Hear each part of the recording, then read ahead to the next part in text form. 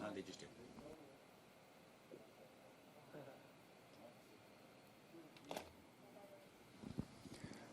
Good afternoon to, I believe, Toronto Police Service. If you could unmute yourself and give us a quick mic check, please. It should be *66. Yeah, it's Inspector Matt Moyer. Perfect. You sound great. Thank you, Inspector. Thank you.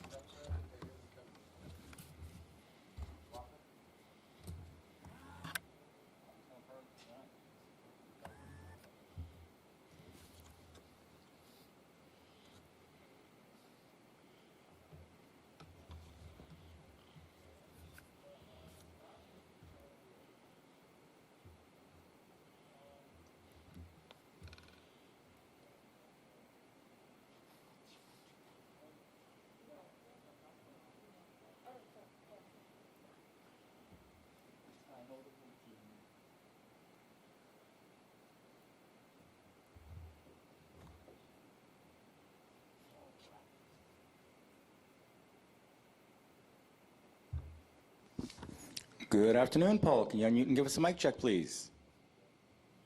Good afternoon. Can you hear me okay? You sound great, Paul. Thanks so much. Thank you so much.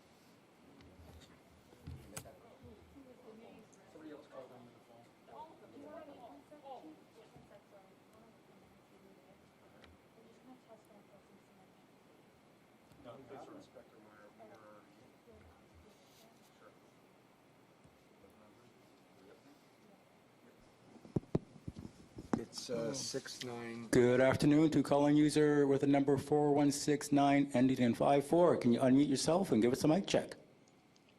Just hit star 66 to unmute.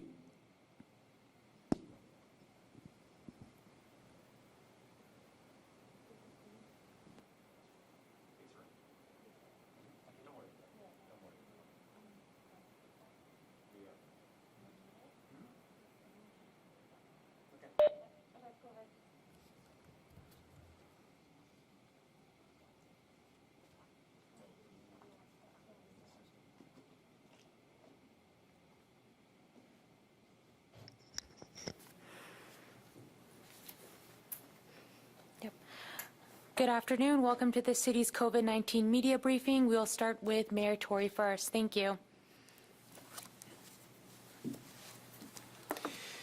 Thank you and good afternoon. Team Toronto is getting as many people vaccinated as we can with the vaccine supply that we have. As of last night, more than 758,882 doses have been administered in the City of Toronto. That's more than 122,000 doses since our update last Wednesday. Toronto Public Health confirms that more than 20% of our city population have started vaccination. That's 1 in 5 residents who have received their first dose. Appointments are available to residents 50 and older who live in 53 hotspot postal codes, and that is in addition to others who are 60 years of age and up anywhere in the city who are still able to book appointments at our city vaccine clinics. 74,185 people signed up for their shot over the weekend. Our 9 city-run clinics are at 100% capacity this week, and this is good news. And it comes as we see the COVID-19 case numbers continue to rise. That is the bad news. The case counts we have seen over the last few days are extremely troubling, and Dr. Davila will discuss this in more detail. We all need to keep following the public health advice right now to stop the spread of the virus, to save lives, to get through this wave, and to protect our healthcare system. Within the past hour, we heard a significant announcement from the province concerning schools. As Mayor, I support Premier Ford's decision, announced this afternoon, to move all schools to online learning after the April break. These decisions are never easy, and I'm sure this one was very difficult for the Premier and for his government. But we have to do everything we can to make sure that our children are safe, as we all have throughout this pandemic. The public health advice right now is very clear, and we're all committed to following it so as to save lives, protect the healthcare system, save health. The City will work with the province to continue to provide and support emergency childcare options for the families of our frontline heroes. We continue to do everything we can as a city to support the COVID-19 vaccine rollout. We want people across the city to get vaccinated as soon as possible. We are focused on the COVID-19 hotspots and making sure that people are vaccinated in these areas. Public health officials have been absolutely clear that this postal code focus is the best way to get essential workers and their families protected as quickly as possible. As has been the case with other challenges, including testing, mental health, and food security, we know there are community groups on the ground in neighborhoods across the city who can help with the vaccination effort. Today, we are announcing that funding of $5.5 million is flowing through the community services sector to help us with COVID vaccine engagement in the community. The grants will fund engagement teams led by 155 community agencies in 140 different neighborhoods across the city, with an obvious focus on areas hardest hit by COVID-19. Each of the 14 engagement teams have a lead agency and 10 or more community agencies that serve in all areas of the city. In short, in these targeted areas, their job is to help us get people vaccinated by doing whatever it takes to both eliminate reluctance and hesitation and to provide supports such that between the two, everyone is comfortable and supported getting a vaccination. The work of the agencies has already started. For example, the Ghanaian-Canadian Association in North Etobicoke is holding well-attended COVID-related educational workshops conducted by community-based physicians and health professionals, and they are meant to address social and physical distancing, the efficacy of vaccines, and vaccine conspiracy misinformation. The Sunshine Center for Seniors in the city's downtown east shares COVID-19 health promotion messages to seniors through their virtual programs. They have created a vaccination support line to assist older adults with the vaccination booking process. These are just two examples of the hundreds of grassroots efforts that will help our residents to get vaccinated. The grants will allow engagement teams to recruit 280 resident ambassadors who are trusted community representatives with networks that reach every part of our city in many different languages. Targeted groups are many, and they include seniors, disability communities, and the South Asian community. Also part of this program is funding for groups which can help us focus on Black resilience and the particular circumstances of newcomer groups.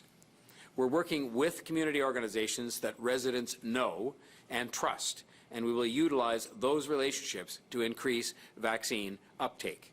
It is this kind of cooperation between the city and community partners that will have a lasting and positive impact on the health of our city and its residents. The grants are part of the city's community investment funding program and supports the community mobilization and engagement plan. I want to thank our Social Development, Finance and Administration Division for launching this important project and the community agencies that will help to bring it to life.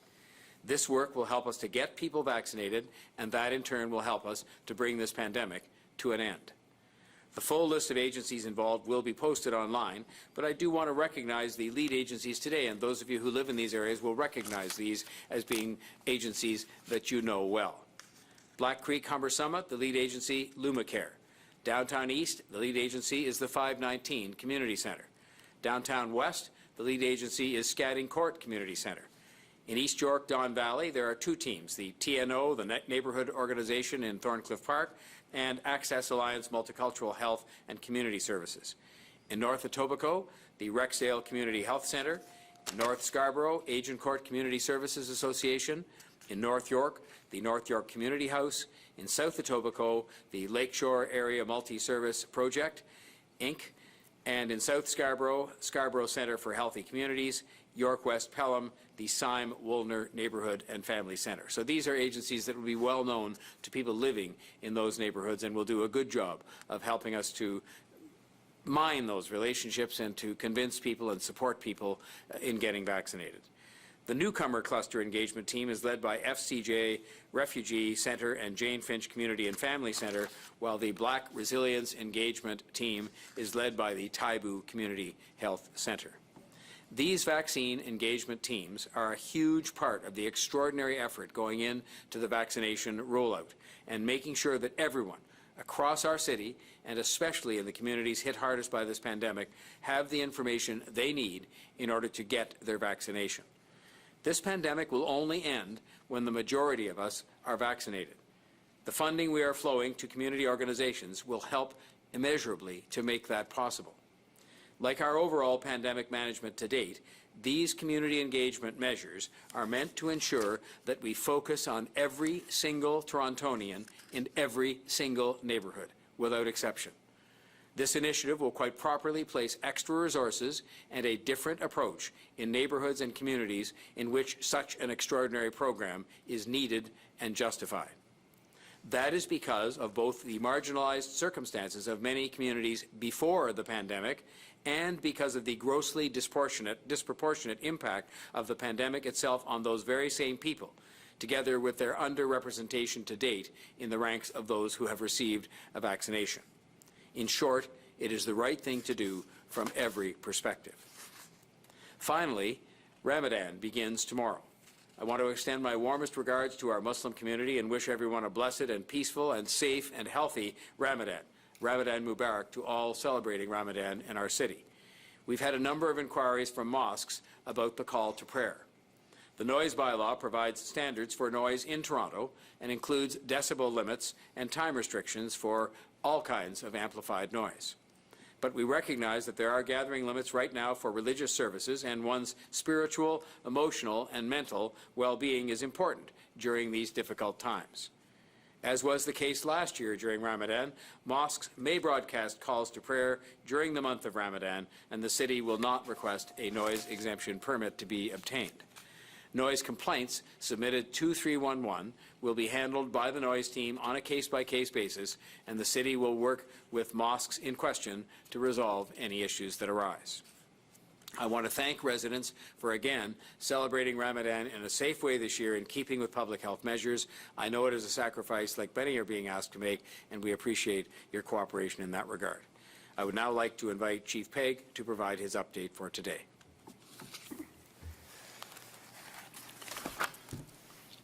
Thank you, Mayor Tory. Good afternoon.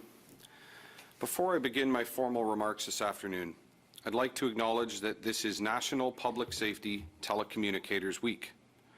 24 hours a day and 7 days per week, our 911 operators and our police, fire, and paramedic services call takers and dispatchers are on the very front lines of emergency response. These dedicated people are the calm and professional voices that residents and visitors hear on the other end of the phone during their time of emergency. Likewise, it is this team of professionals who are such a vital link to both first responders and incident commanders every day. This is demanding, difficult, and very stressful work, and I both acknowledge and thank each and every member of our team for all they do in the name of public safety. As of 11 o'clock this morning, we successfully opened 3 additional city-operated COVID-19 vaccine clinics. Our newest clinics at Cloverdale Mall, North Toronto Memorial Community Centre, and Carmine Stefano Community Centre are now in operation, delivering 2,680 doses of vaccine each day between the 3 of them. Only a few short weeks ago, on March 17, we opened the first 3 city-operated clinics, weeks ahead of the original target of April 1st. And now, our full network of 9 clinics is running 7 days per week. I am so proud and appreciative of our extraordinary teams who have worked day and night to make these clinics a reality. It requires a team of nearly 1,400 people to operate our network of clinics, and I want to thank each and every member of the team who continues to give so much. Beginning today, we are able to administer 56,322 doses of COVID-19 vaccine each week across the network of 9 city-operated vaccine clinics.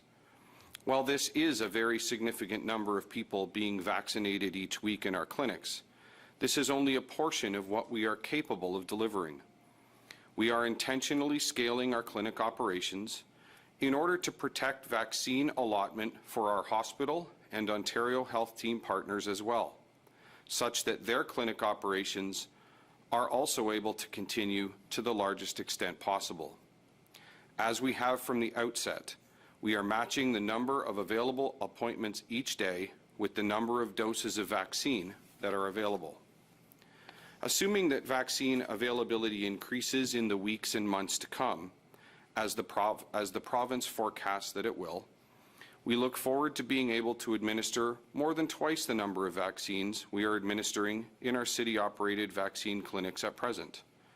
Demand for appointments in city-operated vaccine clinics continues to be very high. All 9 of our city-operated clinics are fully booked all of this week, and many clinics are now fully booked into May, with bookings happening steadily each day. Between 8 o'clock this morning and 3 o'clock this afternoon, another 17,640 first dose appointments have been booked in city-operated vaccine clinics. If you are eligible to receive vaccine, I encourage you to book your appointment without delay. All 9 of our clinics are now operating from 11 a.m. through 8 p.m. 7 days per week. Our clinics continue to run smoothly, with little to no wait for those who arrive at their scheduled appointment times. Most people are checked in, vaccinated, and checked out in about 30 minutes. Our team of first responders and healthcare professionals are there to provide any assistance that may be required. You are encouraged to bring and wear your own mask throughout your time at the clinic. We are happy to supply a mask to anyone that requires one. We also have processes in place to assist any clients who are unable to wear a mask for medical reasons. The province of Ontario has extended vaccine eligibility for teachers who either live or work in designated hotspot neighbourhoods. The province of Ontario is working directly with the school boards in order to implement these changes and provide information on how eligible teachers can get vaccinated. As of 8 o'clock this morning, eligible education workers who received a letter from their school board are able to book their vaccine appointments by calling the provincial call centre at 1-888-999-6488. Likewise, the province of Ontario has also extended vaccine eligibility for all those 18 years of age or older, but only when attending a mobile or pop-up vaccine clinic in a designated hotspot neighbourhood. This eligibility does not extend to clinics booked through the provincial booking system, nor at any of the city-operated vaccine clinics at this time. Mobile and pop-up clinics are coordinated directly by the Ontario COVID-19 Healthcare Leadership Table and are operated by our hospital and Ontario Health Team partners as vaccine availability permits. While we endeavour to share all the Team Toronto efforts, our partners intentionally promote these location-specific mobile clinics to the specific sites and communities that the clinic is meant to serve. Generally speaking, pop-up and mobile clinics are brought to the attention of eligible clients directly by primary care physicians, employers, building managers, faith leaders, and other local leaders who are directly connected with those for whom these clinics will serve. These types of mobile clinics are located in specific locations determined by the Healthcare Leadership Table in order to expedite the provision of COVID-19 vaccine within high-risk neighbourhoods rather than attendees from outside those communities. In response to the rising COVID-19 case counts and hospital and ICU admissions, our Emergency Operations Centre is continuing to proactively manage personal protective equipment while ensuring that our incident management system continues to support both vaccine clinic operations as well as critical and essential services each day. I am pleased to report that our PPE inventory is stable and is being managed carefully each day, and our incident management system continues to operate 24 hours per day in support of all frontline and vaccine clinic operations.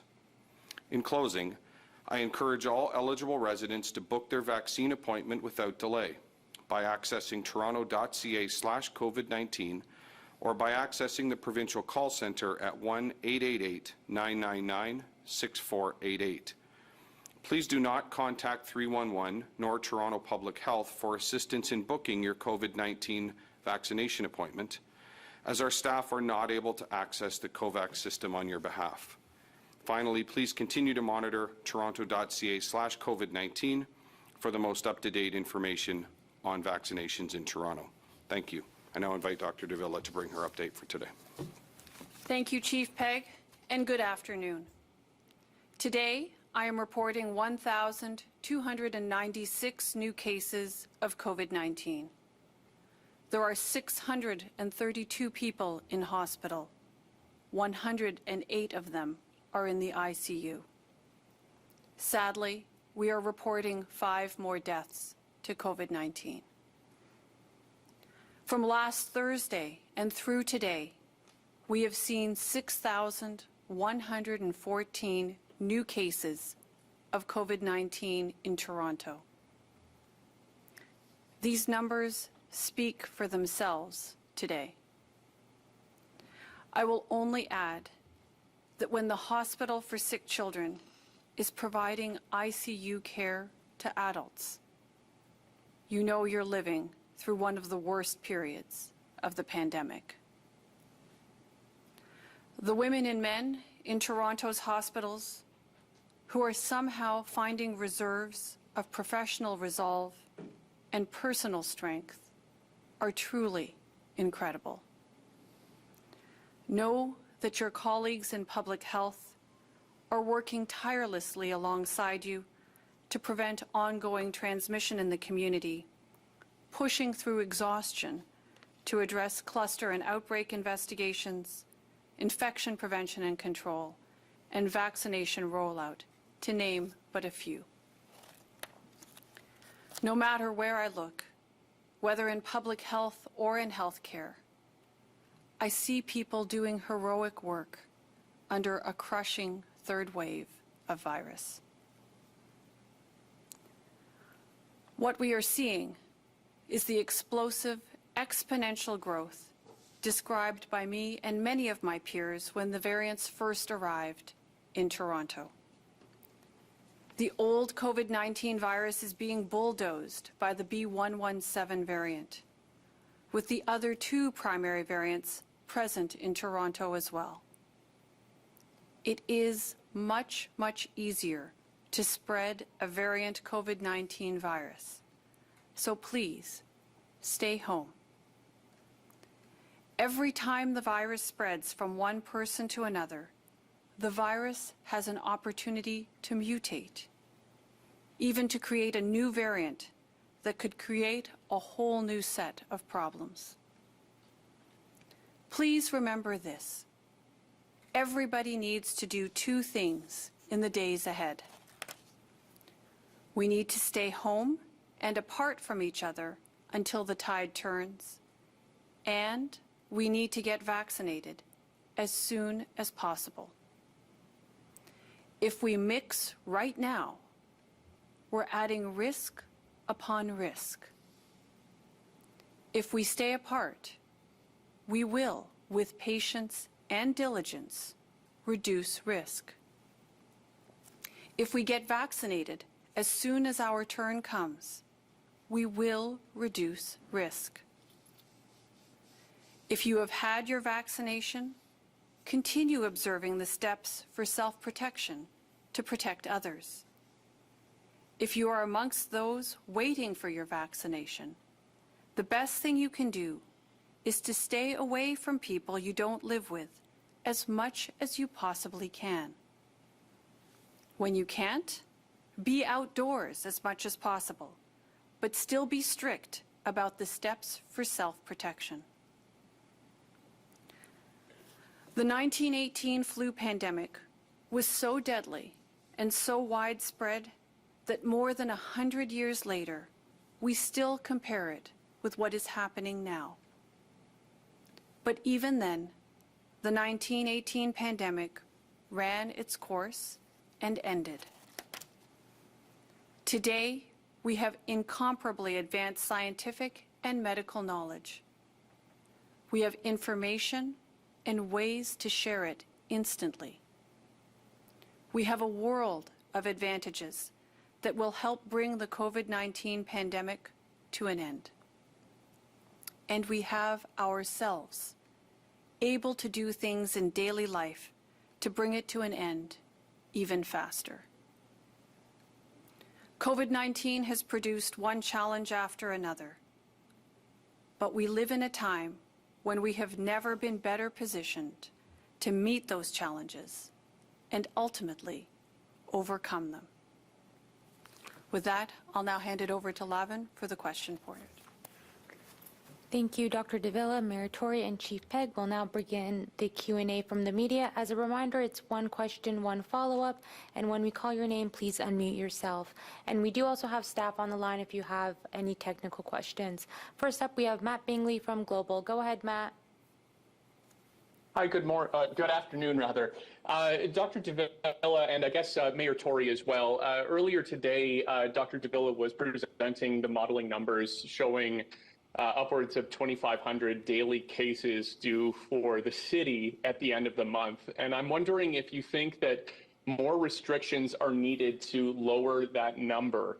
You often speak about learning from other jurisdictions. I'm wondering what other restrictions other jurisdictions have who are facing what we're looking at with exponential growth, such as curfews or something like that, may be something that you think would help. So why don't I start off, Matt? Thanks for the question. You're quite right. The information that I presented at today's Board of Health suggested that, with no change to transmission patterns, that we could see as much as 2,500 cases on a daily basis by the end of this month. And clearly, this is a situation that we would all like to avoid. So, in keeping with what we have done throughout the entire pandemic, which is to apply the best available data and evidence to our circumstances, we're constantly talking to our provincial counterparts, as are all the other public health units around the province, looking at what opportunities there are. And as I've said before, I'm in support of those solutions that can be implemented and can be made to work that actually reduce the spread of COVID-19 in our community.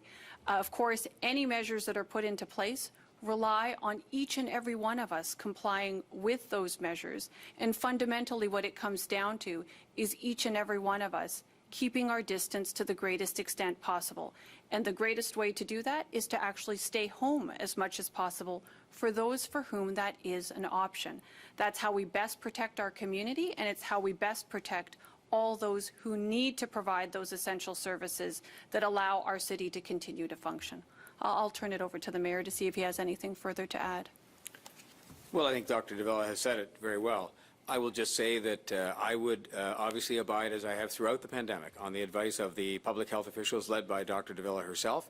I'm not a great fan of curfew, so it would take some persuasion if that was something that was to come to the fore. But I think at the end of the day, what we have to do for the moment is focus on the measures we have in place.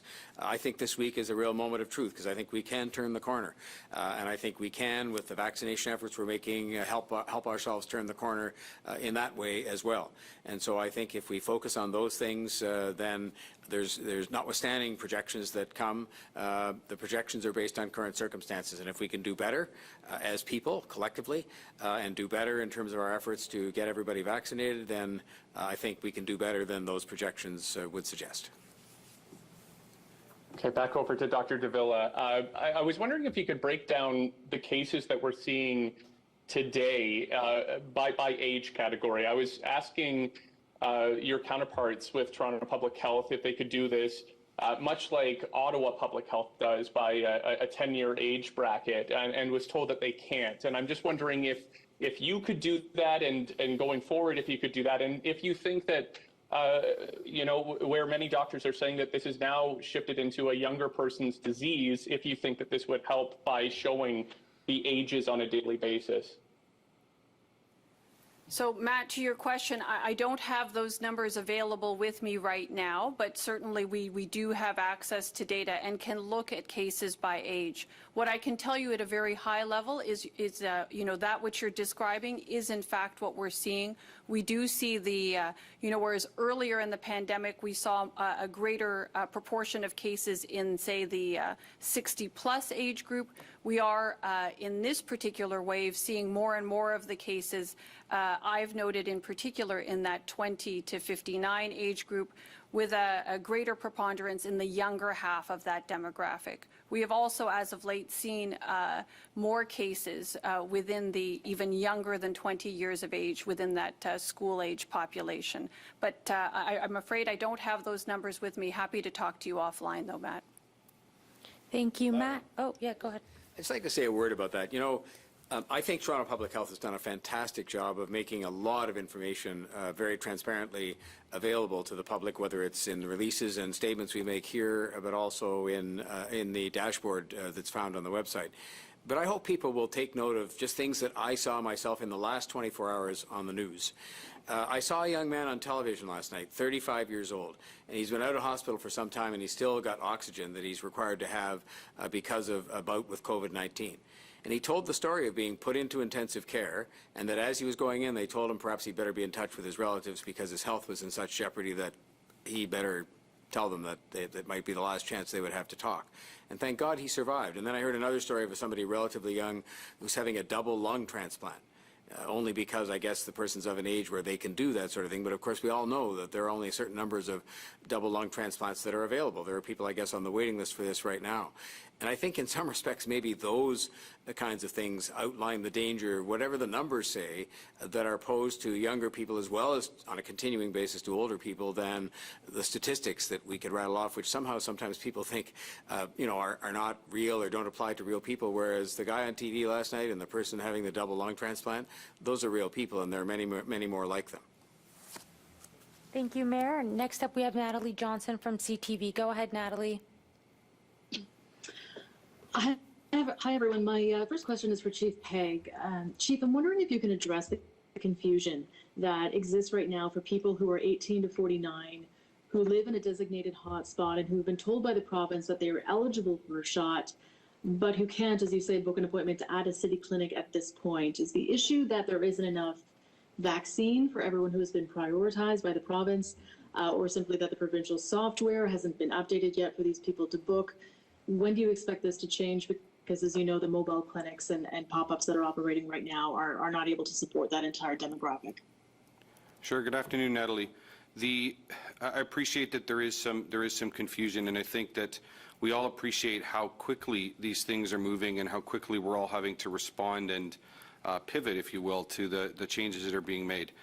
The eligibility that the province extended to those between 18 and 49 years old was and is limited to taking part in mobile and pop-up clinics that are launched specifically in high-risk neighborhoods. The province did not make vaccine available by other means, including through city-operated vaccine clinics, to that age category yet. We know that in due course and at some point, hopefully in the near future, that will change. But as it is right now, those 18 years of age and older who are eligible for vaccine are eligible in hotspot neighborhoods at such time as there are pop-up or mobile clinics launched. Those clinics, like we talked about, are coordinated through the Ontario Healthcare Leadership Table in response to COVID-19 and are operated by our hospital and our Ontario health teams. So they are active now, they are in communities, and will continue to be. Vaccine, of course, continues to be, I would say, our global challenge. We all wish there was a larger supply of vaccine. I'm confident that the day is coming when we're going to see the vaccine availability increase, and that will do a couple of things. It will allow our city-operated clinics to increase capacity. It will allow our Team Toronto partners to increase their capacity, and that will include a wider distribution and a more frequent distribution of both mobile and pop-up clinics. But until such time as we're in that place, the regulations, or I shouldn't say regulations, the eligibility that the province has put in place for 18 plus is restricted to mobile and pop-up clinics in those priority neighborhoods. May I just add a comment related to the meeting that was held today before you ask your second question? The mayors and chairs from the Greater Toronto and Hamilton area met today, and one of the points and requests they made was for the province to perhaps set out those kinds of parameters within which people are eligible for vaccine at different ages and so on a region-wide basis, so that it's clear to everybody, because there's so many different governments and public health agencies and others, hospitals involved in delivering all of this, that there's been some understandable lack of clarity sometimes in people's minds. And so we requested today that they should perhaps set this out as part of a publicity campaign that could make it clearer to people what some of those parameters are, as was well explained by the chief, and what some of the reasons were, so that people will better understand that. And we think that's very important to the maintenance of public confidence and just to people's understanding. Thanks. And my second question is for Dr. Davila. How close is Toronto Public Health to having mobile vaccination clinics at workplaces? Union leaders at Canada Post at the plant on Eastern Avenue, which is currently an outbreak and has lost one staff member to COVID, are calling for their workers to have access to vaccines at work. Is this something that can be done, and is it too late once a plant is already experiencing an outbreak? So thanks for the question, Natalie. So a couple of things. One, Toronto Public Health, along with our city partners, is working on establishing mobile clinics, and those should be up and running within a matter of a few short days, as long as all goes well. Of course, there's been a great deal of emphasis. We've just opened up the full slate of mass immunization clinics, and that certainly was heavy and an important lift, and we can now provide some resourcing towards mobile and pop-up clinics. I would say that mobile clinics are being provided largely through our Ontario Health Partners and our hospital and healthcare partners. And one of the things that we have undertaken together as part of the Toronto Health Sector Table is to focus on some pilots within workplaces. But I would further say this. You've heard about some of the endeavors and you've heard the Mayor's remarks today around how we are focusing vaccination efforts in concert with the provincial plan on certain hotspot areas within our city where we know a goodly proportion of our essential workers actually live. And the extension of eligibility, at least in mobile and pop-up clinics in many of those neighborhoods, goes down to 18 years of age. So through the combination of the many efforts that are underway, we aim to get to essential workers and their families and households such that we can best address the spread of COVID-19 both in workplaces and in those communities that have been disproportionately impacted by COVID-19. Thank you, Natalie. Next up, we have John Chidley-Hill from the Canadian Press. Go ahead. Good afternoon, everyone.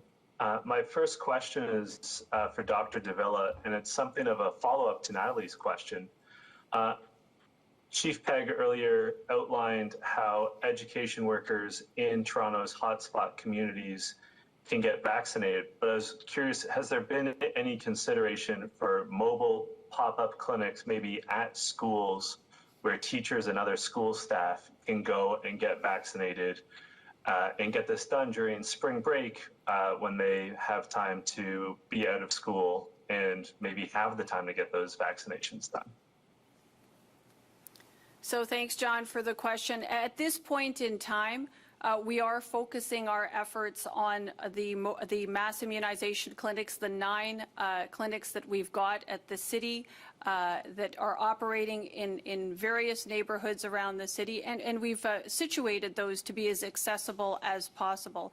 Of course, open to considering what other opportunities that there are in terms of getting vaccine out to various populations. And as we get our mobile clinics up and running in concert with those that are being already operated by our health sector partners, I think we're open to considering all sorts of possibilities, again, within keeping with the resources that we have and, of course, in keeping with the available vaccine supply. So options are always on the table. We'll have to assess what kind of uptake we get under our current vaccine offering, and then make decisions as we always have throughout the course of this pandemic in concert with the data and the evidence that are in front of us. Thanks. And I have a follow-up for you, Dr. Davila. The province's decision to switch to online learning once spring break is over, I'm curious, what kind of impact can that have in Toronto, especially in Toronto's hotspot neighborhoods, in terms of slowing the spread of COVID-19 and variants of concern? Well, I think fundamentally our ability to control the spread of COVID-19 and to control transmission rests in all of our hands. That's what it comes down to. As I mentioned in my remarks, the more we can actually stay at home and keep our distance for now until such time as we are able to improve and get vaccination out there into as many arms as is possible, that's actually what is needed in order to control the spread of COVID-19 in our community. To the extent that schools are moving to an online kind of environment, I think you've heard many experts opine on this and indicate that there is some risk of transmission associated with schools. Just every time people are out and about, there is always increased of COVID-19 transmission, or increased risk, I should say, of COVID-19 transmission, particularly when we're talking about variants of concern, which have demonstrated an increased transmissibility relative to the previous variants of COVID-19 or the previous versions of COVID-19 that we were used to seeing in our community. So at the end of the day, it comes down to reducing interactions, in-person interactions, especially close ones, in order to bring that transmission down. and we will rely to a great extent on vaccine to help prevent future waves of COVID-19 activity in our community. Thank you, John. Next up, we have Jennifer Pagliaro from the Toronto Star. Go ahead. Thanks, Lavin. Hey, everyone. My first question is for Dr. Davila and Mayor Tory. Just based on some of the comments that Premier Ford mentioned earlier, when he was asked whether something had gone wrong here, and Dr. Davila, you said yourself you saw this wave coming when you looked at some of the concerns around the variants. And when he was asked that question, Premier Ford referred back to you yourself, the other medical officers of health, Mayor Tory, and the other mayors as going along with the province's plan. And I think people really deserve to know right now whether you think there do need to be more restrictions, as Matt asked you earlier. I appreciate that you are in conversation with the province about that, but I do think that the residents of Toronto should know whether you think we're currently doing enough. So thanks, Jennifer. What can I say but that we have always provided advice that is consistent with the best available data and evidence on the subject of COVID-19. And, as far as I'm concerned, what we're trying to do is really reduce risk associated with COVID-19, while, of course, at the same time, balancing this with other health risks that are out there. We know that there are mental health risks and isolation risks that have existed and that have emerged as a result of the pandemic. So all the way through the pandemic, and you've heard me say this on many occasions, it has been striking the right balance, or seeking to strike the right balance in concert with the data and evidence that are available to us.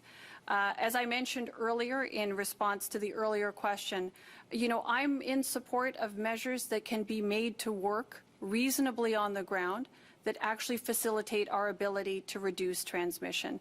I'm not sure that there is anything, worth mentioning now. I don't really think it's a good idea to engage in policy discussions, through the media.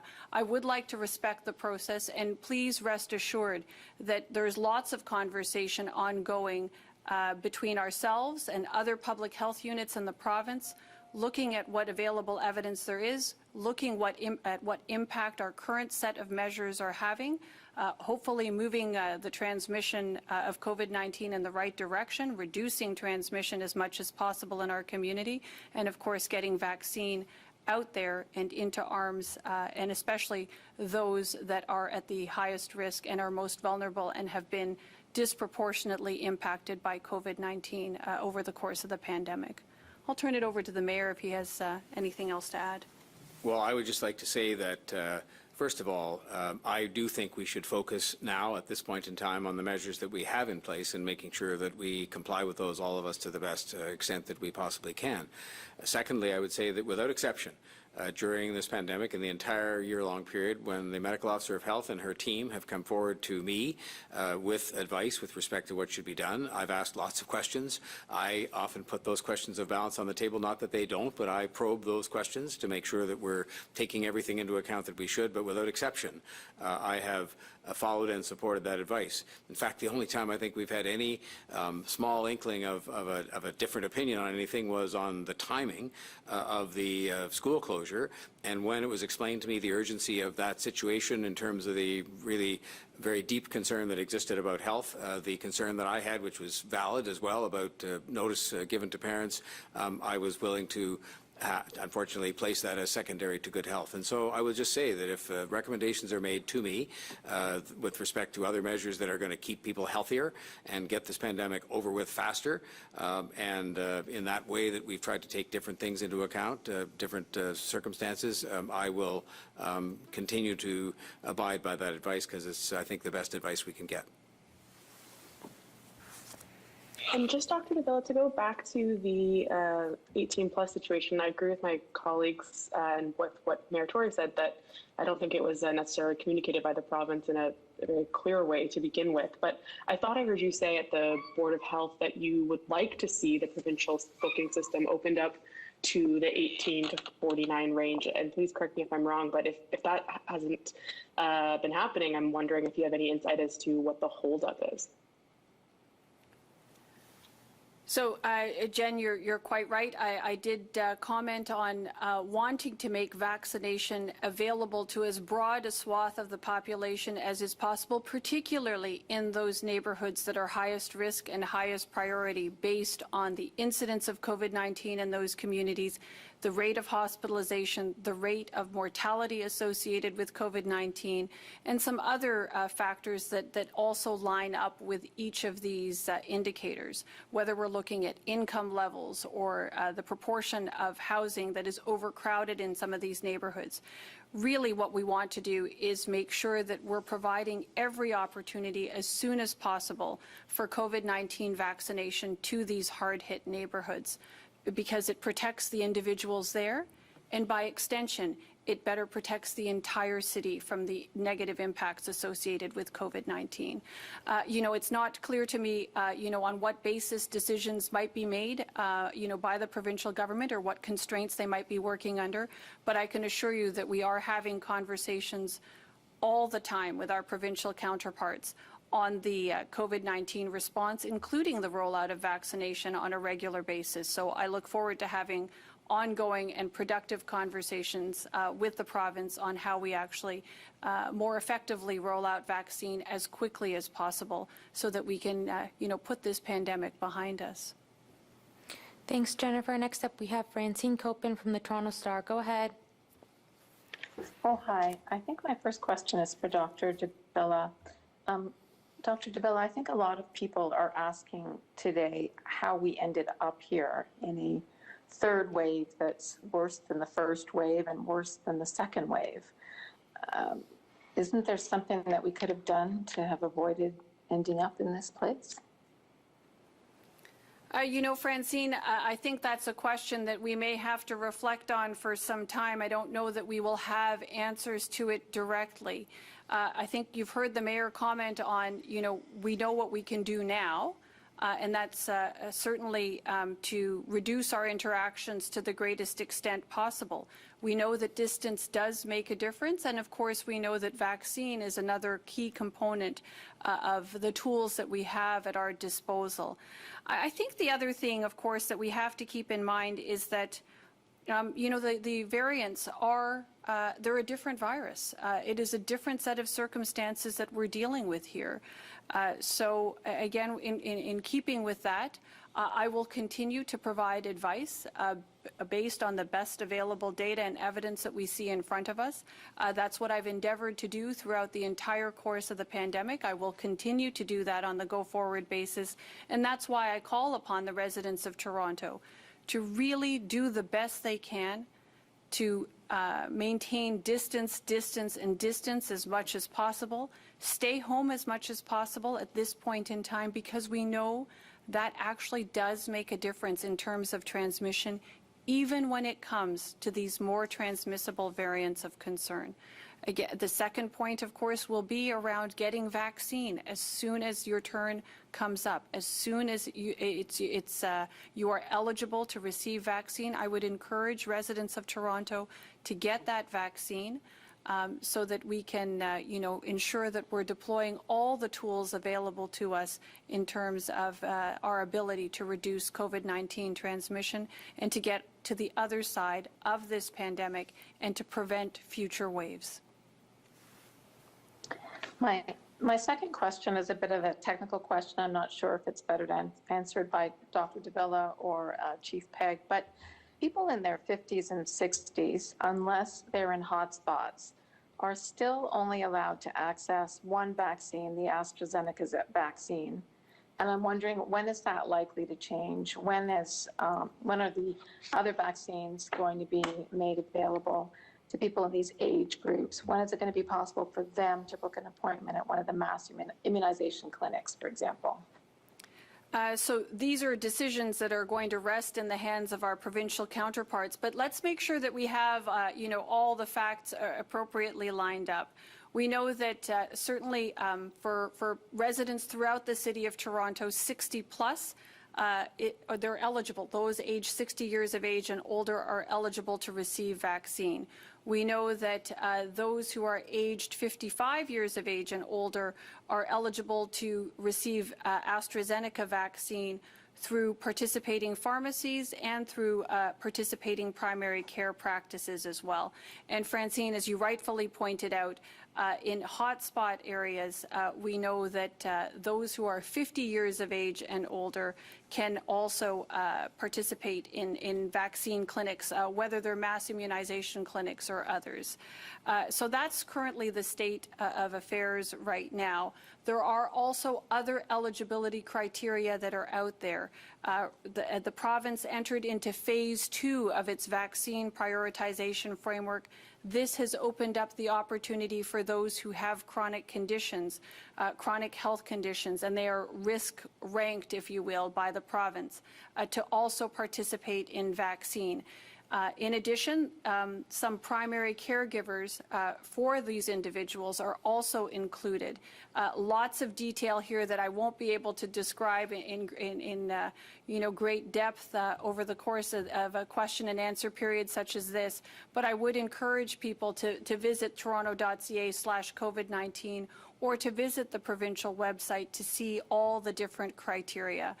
We're in constant communication with our provincial counterparts, certainly seeking to influence the decisions that are being taken, and I can assure you that we are all committed and all interested in making sure that we're vaccinating as many people as possible, as quickly as possible, but focused first and foremost on those vaccinating those individuals in those neighborhoods where we can get the greatest value in terms of protecting our entire community out of the resources that we have available to us right now.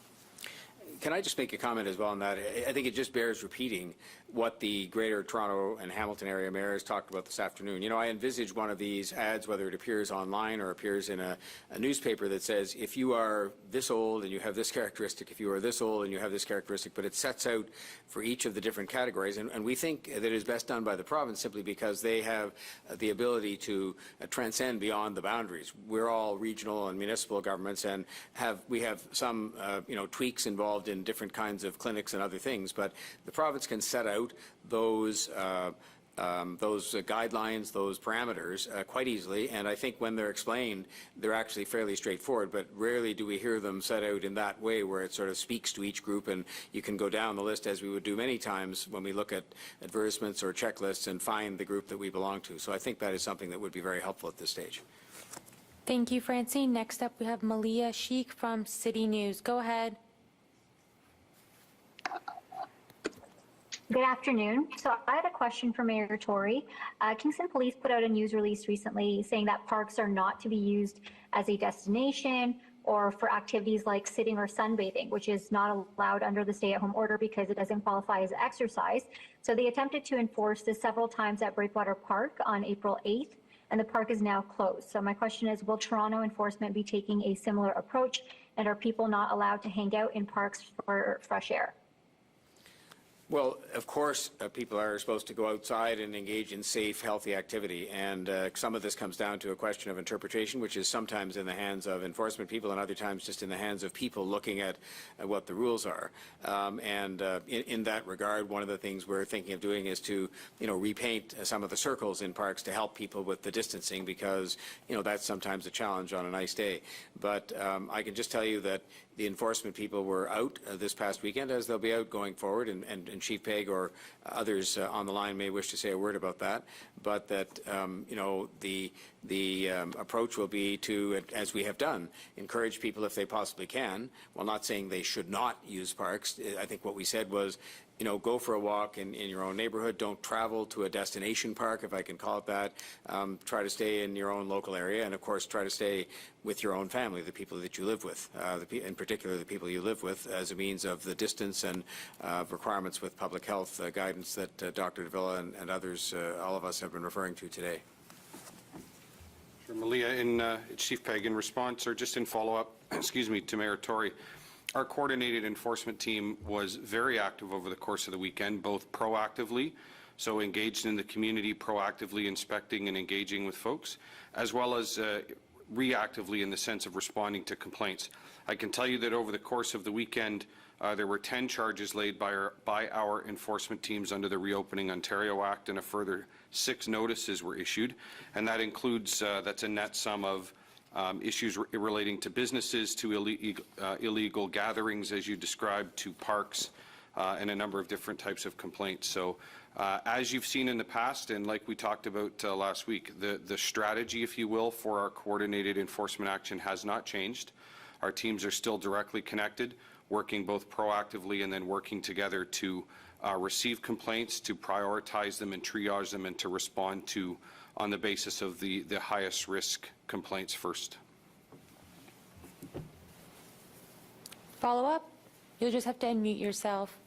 I had another question. There's also a couple of gyms that are sending out letters to their clients, telling them if they get a note saying that they have a physical or mental disability and that they need to work out, that they bring that note, and some of them are trying to open up, such as F45, a couple of other gyms. So is the city looking into this?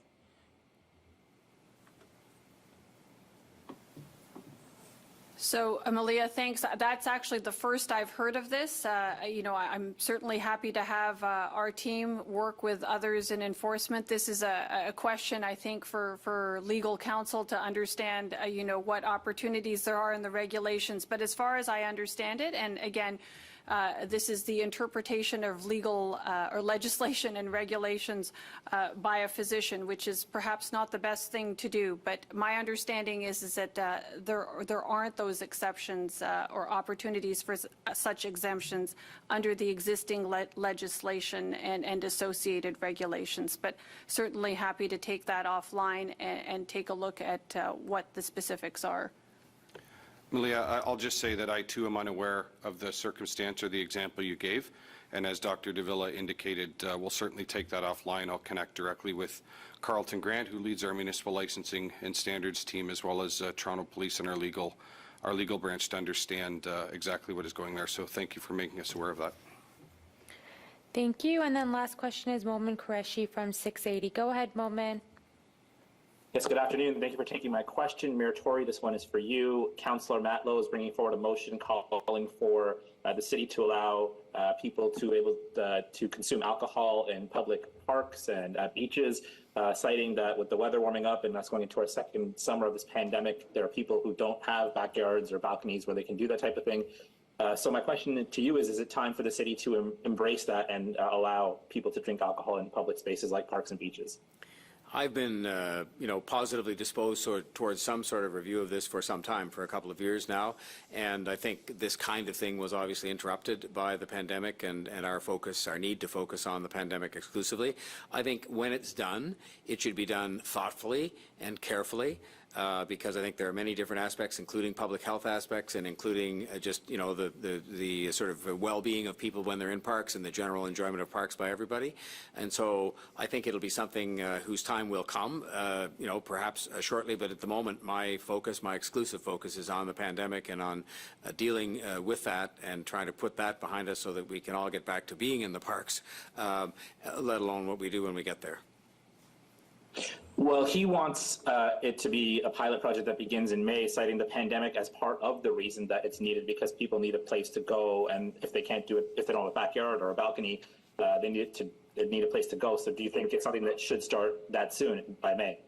I'd like to, again, deal with this kind of thing thoughtfully and carefully, but I think that, the real issue isn't with people who have a glass of wine or a glass of beer or beer in a park right now. I think you'd find most of the time that the enforcement officers of all kinds have other things to do than to focus on that. I think the real issue is people carrying substantial quantities of alcohol into parks, and I've seen it with my own eyes. Cases of beer, cases, plural, piled up, that people carry into the parks, and I think that is something that dealing with that has to be done hand in hand with dealing with the other issue of making perhaps more liberal the rules related to a small quantity of alcohol. And so that's why I think it has to be done thoughtfully and carefully, and that is, that's how it should be done. And as I say, in the meantime, I'm staying very focused on the pandemic and on dealing with the huge challenges that we have in front of us in that regard.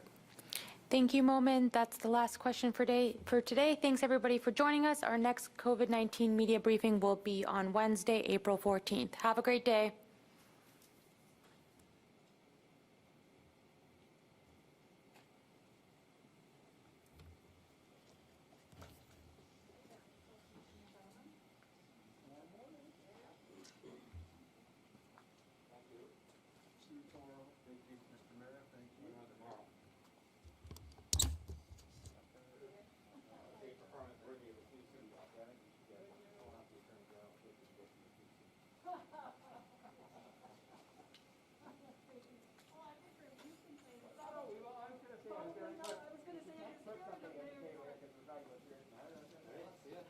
They were